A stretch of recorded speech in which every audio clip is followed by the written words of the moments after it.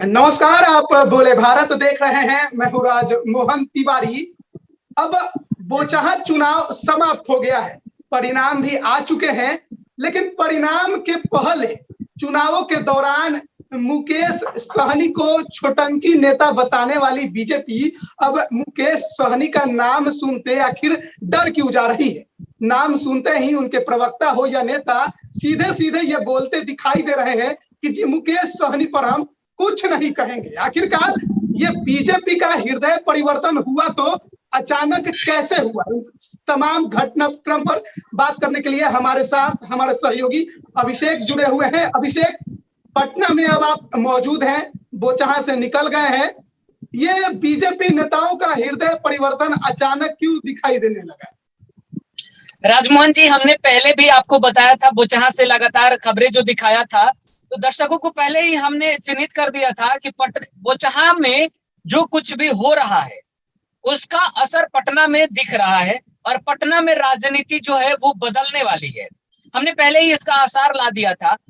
जो बीजेपी कभी मुकेश सहनी को छोटवैया नेता बता रही थी, वही बीजेपी अब बीजेपी के कुछ ऐसे नेता हैं कि अपने ही नेताओं पर, अपने ही पार्टी पर तंज कसने लगे हैं। नाम है सुशील मोदी।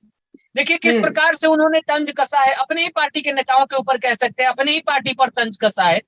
तो इसमें अगर सटीक जवाब अगर आप ढूंढ रहे हैं तो उसका सटीकता के साथ जवाब यह है कि मुकेश सहनी दो उपचुनावों में उन्होंने 25,000 से ज्यादा मत ला करके अपने आप को साबित कर दिया है। और बोचहा की राजनीति में देखिए त्रिकोणीय लड़ाई कभी नहीं रही है। मुकेश सहनी के जाने की वजह से त्रिकोणीय लड़ाई बनी है। अन्यथा रमई राम को किसी दूसरे पार्टी से अगर आप टिकट दे दीजिए तो रमई राम जी में अब उतनी हैसियत नहीं बची है कि वो बोचहा की लड़ाई को त्रिकोणीय बना सके। वजह थे मुकेश सहनी।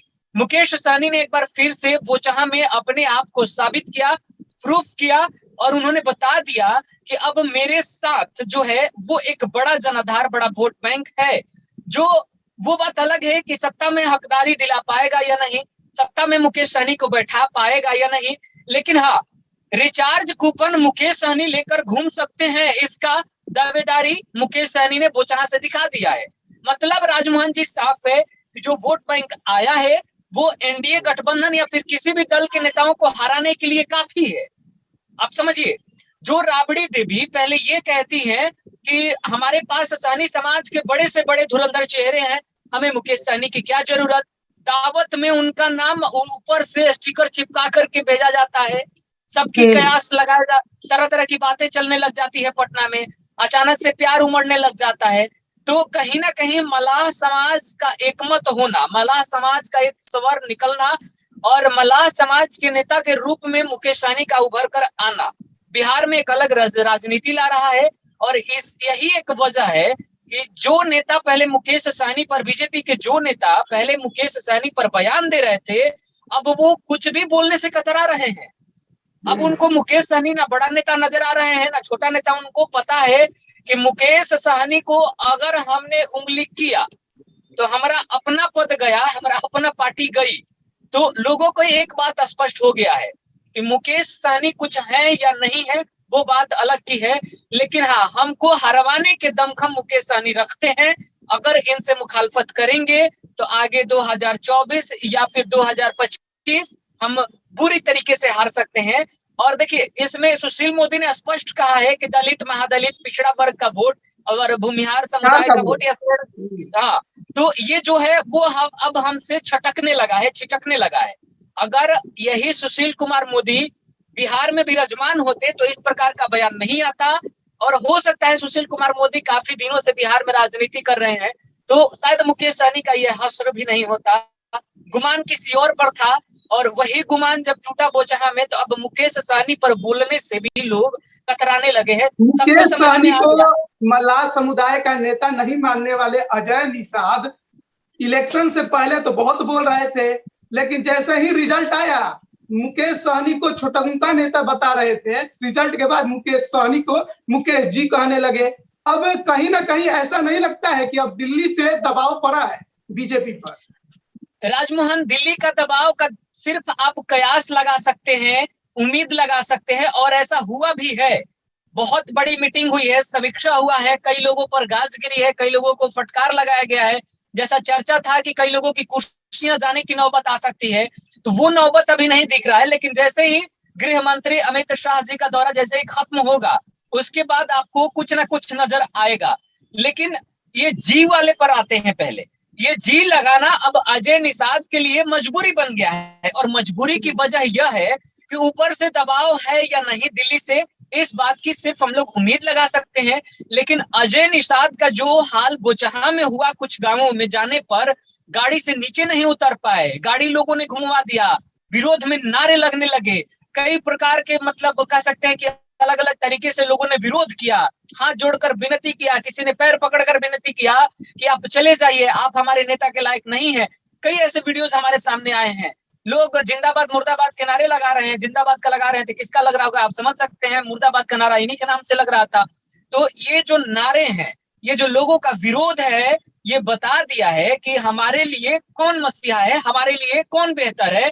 और जब वो जान गए हैं तो उनको भी अब समझ में आ गया है कि 2024 में हमें अगर अपना साख बचाना है तो मुकेश नाम के पीछे, मुकेश सहनी के पीछे जी हमें लगाना पड़ेगा, ताकि इसी जी के बदौलत हम लोगों को समझा पाने में सक्षम हो पाएंगे कि हम क्या कर रहे थे और मुकेश जी क्या कर रहे थे। बात बाकी जी लगाने के पीछे की सबसे बड़ी वजह हम मानते हैं ग्रामीण क्षेत्रों में अजय निषाद का विरोध। अगर अजय निषाद का विरोध हो रहा है, समझिए बीजेपी के एक सांसद का विरोध हो रहा है, तो बीजेपी पार्टी का विरोध हो रहा है, और इसके पीछे का षड्यंत्र भी कहीं और से मुकेश चल रहा है। सहनी का नाम लेते जो बिहार बीजेपी के नेताओं पर अब जो चुप्पी सध गई है, कहीं ऐसा तो नहीं है कि अब मुकेश सहनी के साथ दोबारा साथ आने के बारे में ये लोग अब सोच रहे हैं बोचहा में हाल देखने के बाद? देखिए, मुकेश सहनी को लेकर अलग अलग प्रकार के कयास लगाए जा रहे हैं। माना ऐसा जा रहा है कि नीतीश कुमार जी का भी दबाव है, नीतीश कुमार जी का भी है कि हम ऐसे ऐसे दल को या फिर ऐसे नेता को, या फिर कह सकते हैं कि जिसके बदौलत हमें पहले संगठित होकर के हमने चुनाव लड़ा, सरकारें बन गई, तो फिर इस तरीके से हम ट्रीट नहीं कर सकते हैं। ये सारी बातें हम उम्मीद पर कह रहे हैं, लेकिन हाँ, अंदरूनी कुछ भी ठीक नहीं चल रहा है। जदयू बीजेपी में लड़ाई है, चिराग पासवान जो है वो अलग ही अपना राग आलाप लेते हैं, मुकेश सहनी नीतीश कुमार पर कुछ नहीं कह रहे हैं, बीजेपी जीतन राम मांझी नीतीशों पर बोल लेते हैं, बीजेपी पर भी बोल लेते हैं, लेकिन मुकेश सहनी को नहीं बोल रहे हैं। अब ये तमाम समीकरण आप देखेंगे तो कभी कभी ऐसा लगता है कि नीतीश कुमार जी इन सब कह सकते हैं कि झमेला को छोड़ने के लिए, जो कुर्सी का मोह है बेचारे को त्यागना न पड़ जाए, अगर वो सब कुछ कह लीजिए कि एकदम छोड़ छाड़ के कहीं चले ना जाए, ये झमेला उस प्रकार का हो गया है। नीतीश कुमार का स्टैंड पर बने रहना और नहीं बने रहना एक तरफ हो गया है, और होने की वजह यह है कि इफ्तार पार्टी जो रखी गई थी उसमें मुकेश सहनी को बुलावा नहीं आया, जबकि मुकेश सहनी या फिर उनकी पार्टी को मैं ये कह सकता हूं दावे के साथ कि उम्मीद जरूर होगा कि बुलावा आएगा। अगर बुलावा आता तो बिहार में एक दृश्य निकलकर सामने आता और कयास उधर लगने लगते, जितना कयास अभी आरजेडी में बुलावे के बाद लग रहे हैं। तो बीजेपी के लिए अब मजबूरी बन गए, कहिए कि गले की हड्डी बन गए हैं मुकेश सहनी कहूं या फिर मुकेश जी, मुझे भी थोड़ा कंफ्यूजन हो गया है। बीजेपी की भाषा में अगर कहूं तो मुकेश जी कहना पड़ेगा, और इसके पीछे की वजह वो चाह के कह सकते हैं आप निषाद समाज है, उसको मुकेश जी को धन्यवाद देना चाहिए। अच्छा, जिस प्रकार से आरजेडी ने दावत पर बुलाया है, और देखा जाए तो चिराग, सहनी, तेजस्वी, ये तमाम लोग बीजेपी का विरोध करते हैं। चिराग को थोड़ा साइड कर दे, चिराग नीतीश का विरोध करते दिखाई देते हैं। कांग्रेस भी एनडीए का विरोध करती है, माले तो आरजेडी के साथ है ही। तो क्या सहनी को तेजस्वी के साथ नहीं आ जाना चाहिए? क्योंकि भोला यादव ने तो निमंत्रण भेज भी दिया, और जाहिर बात है कि भोला यादव बोल रहे हैं तो लालू यादव या तेजस्वी यादव के कहने पर ही बोल रहे होंगे, अपने से तो कुछ बोलेंगे नहीं। तो उसके तुरंत बाद दावत भी गई, तो आखिर मुकेश सहनी और तेजस्वी के मिलाप में इतना देरी क्यों? राजमोहन जी, फूल का माला तो तैयार है, हर रोज तैयार होता है, और गर्मी का मौसम है, धूप ज्यादा है, तो फिर अगले रोज सुबह आरजेडी वाले खरीद कर ला देते हैं। अब समझिए कि राबड़ी देवी पुराने राजनेता हैं, और उनके द्वारा कहा जाता है कि हमें मुकेश सहनी की क्या जरूरत, हमारे पास तो एक से बढ़कर एक सहनी समाज के नेता हैं। अब जब जरूरत नहीं है तो लालू प्रसाद यादव के करीबी और पुराने राजनीतिक जानकार आमंत्रण दे देते हैं। और देखिए, पूरे राजनीतिक घटनाक्रम को समझने के लिए मुझे ऐसा लगता है कि मुकेश सहनी आरजेडी के लिए जितना आरजेडी के साथ गठबंधन में जाकर या पार्टी भी लेकर के फायदा नहीं दे पाएंगे, उतना बाहर रह करके वो फायदा दे देंगे। जैसे आरजेडी का फायदा कह लीजिए कि आपको बोचहा में स्पष्ट रूप से देखने को मिला है।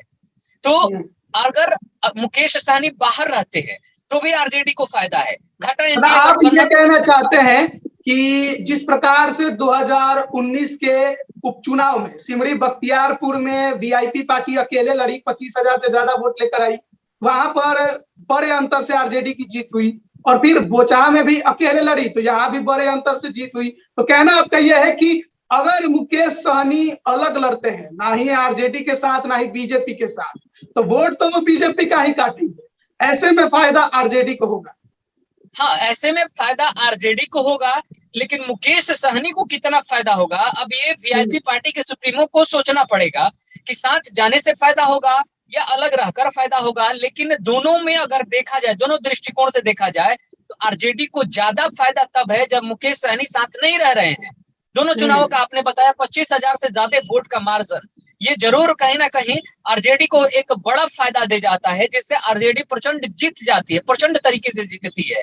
तो अच्छा, दूसरी तरफ से आरजेडी में इनका बुलावा भी है, लेकिन बिना शर्त का बुलावा है। तो मुझे नहीं लगता, मतलब कि जी हजूरी कीजिए। हाँ, जी हजूरी कीजिए। तो मुझे नहीं लगता कि मुकेश सहनी ने जिस प्रकार से अपने आप को इतने मुश्किल वक्तों में उभार करके राजनीति में रख दिया है, अब उस साख को बनाए रखने के लिए किसी के साथ गठबंधन की जरूरत है। और मुझे नहीं लगता कि मुकेश सहनी अब उतने कच्चे खिलाड़ी है या उतने कच्चे खिलाड़ी दिख रहे हैं कि वो किसी के साथ गठबंधन करेंगे, क्योंकि मुकेश सहनी अभी ऐसा कहा जा सकता है कि बोचहा के निषाद समुदाय के लिए तो इकलौता नेता हो गए हैं। ना किसी दूसरे निषाद समाज के नेता का नाम सामने आता है और ना ही किसी पार्टी का नाम सामने आता है निषाद समुदाय में। सिर्फ और सिर्फ जाति वाला है, असनफ मला, यानी अपना बेटा है, उसी को देंगे। तो अगला चुनाव जो है वो लोकसभा का चुनाव है 2024 का, उसके पहले और कोई फिलहाल चुनाव नहीं है। अगर उपचुनाव ना हो तो लोकसभा का आम चुनाव 2024 में है। बिहार में लगभग 10 से 12 सीटें हैं जहां पर मल्लाह समुदाय का वोट बैंक अच्छा खासा है, यानी वो निर्णायक भूमिका में होता है। अगर कुछ सीटों की बात कर लूं तो मधुबनी, दरभंगा, भागलपुर, मुजफ्फरपुर, खगड़िया, ये तमाम वो सीटें हैं लोकसभा की जहां पर मल्लाह बहुल जो है लोग हैं, बहुल नहीं कह सकते हैं, निर्णायक भूमिका में मल्लाह समुदाय रहता है। ऐसे में लोकसभा चुनाव के समय तक क्या आपको नहीं लगता है कि मुकेश सहनी को गठबंधन में चले जाना चाहिए, या तो एनडीए के साथ रहे या महागठबंधन के साथ? क्योंकि अगर अकेले लड़ेंगे तो निश्चित तौर पर आरजेडी को तो फायदा पहुंचाएंगे, लेकिन वो खुद अपनी या कोई और सीटें जीत पाए इसकी गारंटी थोड़ी कम हो जाती है। राजमोहन जी, जो मुकेश सहनी पर बिहार की राजनीति में बोचहा चुनाव से पहले कोई बात करने को तैयार नहीं था, अब बिहार की राजनीति के मेन ध्रुव बन गए हैं मुकेश सहनी। और ऐसे में आप देखिए, अब बोचहा चुनाव के बाद से मुकेश सहनी हर एक कदम फूक फूक कर चल रहे हैं। और ऐसे में आपने देखा होगा, एक तस्वीरें या फिर एक खबर आई होगी कि मुकेश सहनी ने चिराग पासवान से मुलाकात की है, बातचीत हुई है। तो मुकेश सहनी भी अपने आप को कह लीजिए कि एक तरीके से प्रूफ करना चाहते हैं। जब तक वो प्रूफ नहीं कर पाएंगे तब तक उनका जो कह सकते हैं कि गठबंधन मजबूत नहीं बन पाएगा। और फिर वही बात होगी, तिल मिलाकर कभी इस दल से उस दल में छटकना, उस दल से उस दल में छटकना, दल बदलू की स्थिति बनी रहेगी। अगर महागठबंधन में तेजस्वी के साथ जाना है तो भी इनको अपना जनाधार साबित करना पड़ेगा उससे पहले, तब इनको अच्छा खासा सम्मानजनक कह सकते हैं कि सम्मान आपको गठबंधन में मिलेगा। अन्यथा एक बोचहा का प्रैक्टिकल दिखा करके आप नहीं ले सकते हैं उतना सम्मान जितना बात की जा रही है। वो बात अलग है कि सड़क पर भी संघर्ष दिखाना होगा। देखिए, इनके पास समय है और समय अनुकूल समय है। अगर ये थोड़ा सा और अपने आप को इम्प्रूव करने लग जाए और पार्टी पॉलिटिक्स से ऊपर उठ करके बिहार के मुद्दों को अगर अपना मुद्दा बना करके घूमने लग जाए, उसमें इनको नीतीश कुमार और नीतीश कुमार की आइडियोलॉजी के साथ साथ बिहार सरकार का भी विरोध करना पड़ सकता है। अगर वो करने के लिए सक्षम है तो लोगों को दिखने लगेगा कि एक कोई ऐसा नेता है जो सर्वविदित मुद्दे पर बातचीत करने को तैयार है, बात कर रहा है। तो एक बड़ा जनाधार आपको इनके पीछे भी नजर आ सकता है। और ये मुकेश सहनी के लिए बड़ा ही फायदेमंद होगा, चाहे वो एनडीए गठबंधन में आगे जाकर के गठबंधन करना हो या फिर तेजस्वी के साथ जाकर गठबंधन करना हो। जहां तक मुझे उम्मीद है कि अब मुकेश सहनी अब तो नहीं जाएंगे एनडीए गठबंधन की तरफ, क्योंकि मुकेश सहनी की कह सकते हैं कि आधी आइडियोलॉजी नीतीश कुमार के पास गिरवी पड़ी है, आधा कह सकते हैं कि हैंडल वहां पर है, वहां से हैंडल घुमाया जा रहा है। लेकिन जब चिराग के साथ बातचीत होने लगी तो इस बात पर भी अंदेशा हो गया कि इधर चिराग पासवान से मुलाकात कर रहे हैं, उधर नीतीश कुमार पर भरोसा जता रहे हैं, यानी पुतबो मीठ भतरो मीठ। भैया ऐसे कैसे चलेगा बिहार में? तो अभी मुकेश सहनी को समझ पाने में हर एक राजनीतिक कार जो है सक्षम नजर नहीं आ रहा है। कयास जरूर लगाए जा रहे हैं। इन सबके पीछे मात्र एक बात हम कहेंगे कि मुकेश सहनी के पास समय है और उस समय का सदुपयोग वो रोडों पर उतरकर कर सकते हैं, जैसे अभी चिराग पासवान को रोड पर पसीना बहाते और अपना घर बनाते हुए आप देख रहे हैं। उससे बेहतर ढंग से मुकेश सहनी कर सकते हैं अगर करना चाहें तो। मतलब आपका कहना है कि अब मुकेश सहनी को भी बिहार भ्रमण पे निकल जाना चाहिए? ये जाएंगे, निकल नहीं जाना चाहिए राजमोहन जी, ये जाएंगे। इनको अपने आप को साबित करना पड़ेगा। और ये देखिए, मैं आपको एक बार बता दूं, लोकसभा चुनाव में आरजेडी ने जैसे लालू यादव को ये हो गया वो हो गया करके गाथा गाती रही, एक सीट भी नहीं हासिल हुआ। तो इनको ये गाथा छोड़ना पड़ेगा कि मेरे साथ पीछे में छुरा घोपा गया, ये हुआ, मरहम लगाने गए वहां भी घोप दिया। ये सब गाथा इनको छोड़ना पड़ेगा और इस गाथा से ऊपर उठना पड़ेगा और ये बताना पड़ेगा कि हमारे समुदाय के लोग अगर इतना है तो हमें फिर सम्मान क्यों नहीं मिलता है। तो इस बात को अगर वो लेकर सहानुभूति के लिए तो अपने समुदाय में ये मैसेज देंगे ही कि बीजेपी ने मेरे साथ ये कर दिया। यही तो समझने की बात है कि अगर ऐसे में बीजेपी ने ये कर दिया और इससे पहले आरजेडी ने किया है तो फिर आप राजनीति छोड़ दीजिए, आपके पास अब बचता कौन सा है? पप्पू यादव के साथ आपका भविष्य खुद सुरक्षित नहीं है, क्योंकि पप्पू यादव का खुद सुरक्षित नहीं है। कांग्रेस का नोटा से ज्यादा, नोटा से कम वोट आते हैं, इससे नोटा के साथ आपका गठबंधन हो नहीं सकता है। तो भैया आपके पास राजनीतिक विकल्प नहीं है। तो ये राग छोड़ करके अगर मुकेश सहनी कस कर रहे हैं ना आपसे कि जन मुद्दे के साथ अगर वो उतरेंगे रोड पर तो लोग उनका स्वागत करेंगे। अब इसमें बीजेपी अब इस सोच में तो नहीं है कि मुकेश सहनी का रिचार्ज कर दिया जाए? हो भी सकता है, ये बड़ा तीर कहा जा सकता है। 1 या 2 महीने में उनके कार्यकाल जो है वो खत्म हो रहे हैं। देखिए, अब ऐसे में सबसे बड़ा सवाल यह है कि अमित शाह का अचानक कह लीजिए कि बिहार दौरा, चाहे उसका वजह कोई और कुछ और बताया जा रहा हो, बिहार दौरा आने का मतलब सिर्फ इतना है कि जो वोट बैंक बिगड़ा है वो बड़ा चेहरा दिखा करके इकट्ठा कर लिया जाए। अगर इकट्ठा नहीं भी हो रहा है तो मिलकर नाराजगी पर बातचीत की जाए। और अगर अमित शाह या फिर अमित शाह आकर के रणनीति बनाकर चले जाते हैं और बिहार के नेता ऐसा करने में सक्षम होते हैं तो फिर एनडीए गठबंधन को मुकेश सहनी की जरूरत नहीं पड़ेगी। एनडीए गठबंधन ये बात हमेशा कहते रहे हैं कि उनकी बातचीत 2020 विधानसभा चुनाव से पहले गठबंधन को लेकर अमित शाह से हुई थी, वो भी बंद कमरे में। और अमित शाह के आने से ठीक पहले बीजेपी नेताओं ने मुकेश सहनी पर बयान देना बंद कर दिया, चुप्पी साध ली है। तो क्या इसे नहीं माना जाए कि ये अमित शाह का इफेक्ट है? राजमोहन जी, बोचहा चुनाव में जो मुकेश सहनी कुछ थे ही नहीं, अब मुकेश सहनी महज एक नेता थे, अब मुकेश सहनी एक पार्टी बन गए हैं। आपने आरसीपी सिंह का बयान सुना होगा। आरसीपी सिंह ने मुझसे कहा था कि एक व्यक्ति विशेष पर मैं क्या टिप्पणी करूं। फिर मैंने उनसे क्रॉस क्वेश्चन किया कि एक व्यक्ति विशेष नहीं बल्कि वो एक पार्टी के सुप्रीमो है, तो मैं पूरे पार्टी को लेकर सवाल पूछ रहा हूं आपसे। तो उन्होंने कहा कि इस पर गठबंधन जो फैसला लेगा, हम भी एक गठबंधन के सारथी हैं, हमारा भी हम भी उसका स्वागत करेंगे। हम क्या लग रहा है आगे की जो रणनीति है मुकेश सहनी की या आरजेडी के साथ जाने की, क्या लग रहा है? क्योंकि पटना में आप मौजूद हैं, चहलकदमी बढ़ी हुई है, कल दावत है, पता नहीं मुकेश सहनी की जाएंगे या नहीं जाएंगे, क्या कुछ होगा? सबकी नजरें 3 तस्वीर पर टिकी हुई है राजमोहन जी। पहला तस्वीर है मुकेश सहनी का। मुकेश सहनी आते हैं या नहीं, क्योंकि राजनीति में ऐसे ही दावत नहीं रखे जाते हैं। दावत देने का मतलब है कि हमारा दिल मिल रहा है। दिल मिल रहा है भैया तो आइडियोलॉजी भी मिलेगी, विचारधारा भी मिलेगा, समझ रहे हैं। और जब ये सब कुछ कहते हैं कि हम लालू यादव की विचारधारा पर चलने वाले हैं। देखिए मुकेश सहनी भी कभी कभी लड़क रहे हैं उधर और लपकना चाह रही है आरजेडी। इसीलिए मैंने आपसे शुरुआती दौर में ही कहा कि आरजेडी हर रोज एक नया फूल का माला मुकेश सहनी के लिए मंगवा लेती है, क्योंकि उसको पहले से पता है कि चिराग कई बार इस जब से नई सरकार बनी है तब से कह सकते हैं चिराग कई बार तेजस्वी यादव का पक्षधर रहे हैं, कई बार कई मुद्दों पर तारीफ किया है। और दूसरी तरफ अगर देखा जाए तो मुकेश सहनी अभी मौजूदा हालात में तेजस्वी के अलावा कोई दूसरा विकल्प बचता नहीं है। और 3 युवा नेता, 3 युवा चेहरे, और बिहार में हमने कई पब्लिक ओपिनियन भी इस पर किया है कि क्या तीनों चेहरों को साथ आ जाना चाहिए, तो मैक्सिमम लोगों का वोट मत रहा है कि हाँ साथ आ जाना चाहिए, क्योंकि बिहार को ऐसे लीडरों की जरूरत है और ऐसे लीडर अगर आएंगे तो हो सकता है कुछ अच्छा कर जाए, क्योंकि तीनों में कुछ कर्ज गुजरने की अभी ताकत है और लोग इनसे उम्मीद भी लगा रहे हैं।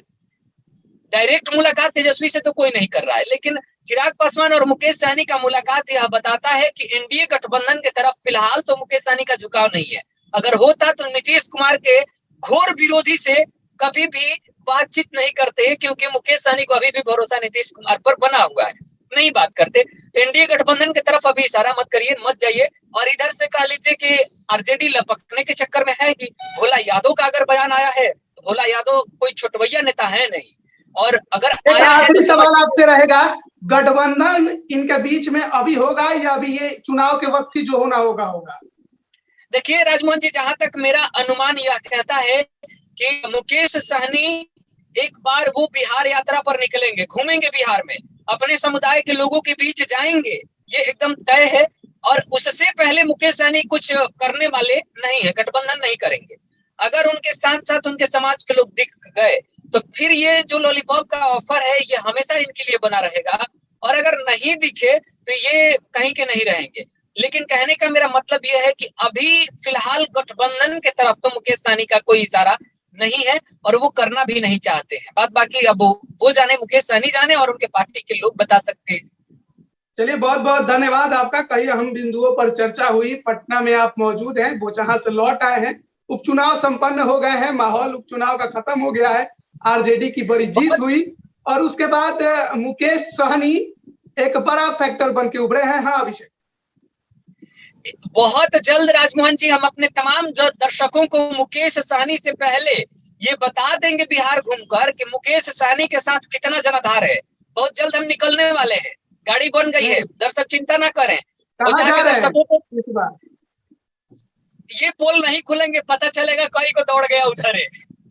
कुछ सोशल मीडिया में कुछ सीक्रेट रहने दीजिए, लेकिन हाँ हम दर्शकों को ये बताने का जरूर काम करेंगे कि चिराग पासवान के पीछे कितनी जनता है, पशुपति पारस के पीछे कितनी जनता है, या फिर मुकेश सहनी के पीछे कितनी जनता है, ये जरूर हम बताएंगे।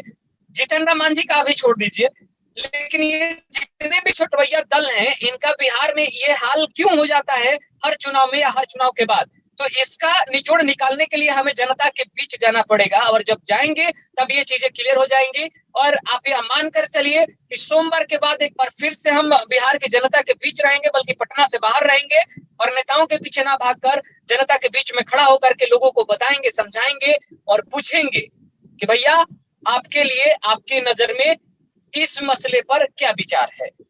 और ऐसे में जो जनता ये बेहद जरूरी है, क्योंकि जनता से ही सब कुछ चलता है। और बोचहां में ये हमने देखा, बोचहां में हमने नेताओं के साथ साथ बोचहां के हालात क्या है वो भी हमने दिखाए आपके माध्यम से। और आगे आप जिस भी क्षेत्र का भ्रमण करेंगे वहां के तमाम हालात का भी जायजा आप बेहतर तरीके से लेंगे। किस नेता ने कितना विकास किया, क्या हालात, एक तरह से कहिए सांसद और विधायक का पूरा रिपोर्ट कार्ड आप पेश करेंगे जहां भी जाएंगे। और साथ ही साथ इस बात का भी एहसास हो जाएगा हमें कि किस नेता के पीछे किसका भीड़ ज्यादा है, समुदाय किसके पक्ष में है, किसके पक्ष में नहीं है, और सरकार से नाराजगी कितनी है, कितनी नहीं है, तेजस्वी को लोग कितने चाहते हैं, और मुकेश सहनी, चिराग, तेजस्वी को कितने लोग एक साथ देखने वाले हैं या देखना चाहते हैं। ये तमाम चीजें आपके भ्रमण से हमारे सामने निकल कर आएंगी। बोचहां उपचुनाव ने अपना इफेक्ट डाल दिया, मुकेश सहनी ने अपना काम कर दिया, अपना ताकत दिखा दिया, और आरजेडी से दावत तो मिल ही रही थी, लेकिन अब बीजेपी वालों ने भी उनके नाम पर चुप्पी साध लिया है। जो कल तक उन्हें छोटंकी नेता बताने से बाज नहीं आते थे, जो ये कहते थे कि अब मुकेश सहनी का कोई अस्तित्व नहीं है, अब उनका नाम सुनकर भी शायद थोड़ा डरते नजर आते हैं। देखना होगा कि बिहार की राजनीति में कल का दावत यानी राबड़ी आवास पर जो दावत है वो क्या नया राजनीतिक समीकरण लेकर आता है। तमाम जो भी पल पल के अपडेट होंगे बोले भारत आप सभी के समक्ष लगातार पहुंचाते रहेगा। आप सभी का बहुत बहुत धन्यवाद।